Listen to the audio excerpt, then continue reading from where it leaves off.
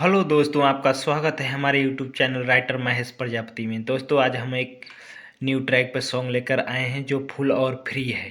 तो चलिए स्टार्ट करते हैं मुखड़े के साथ।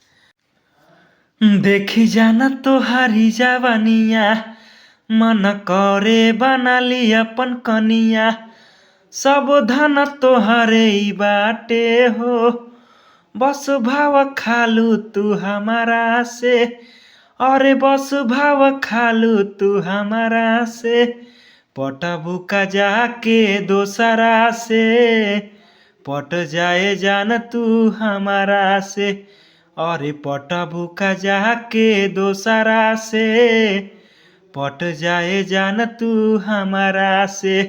अंतरा फर्स्ट। मेहर बनावे खातिर देखी ले सपना, दिल से दिल हमार जोड़ी ला अपना, बढ़ जाई हो चेहरा के ब्यूटी, जब करे लागब हम ड्यूटी, कमर के साइज बढ़ी हमारा से, अरे कमर के साइज बढ़ी हमारा से, पटबू का जाके दोसरा से, पट जाए जान तू हमारा से, अरे पटबू का जाके दोसरा से, पट जाए जान तू हमारा से। अंतरा सेकेंड।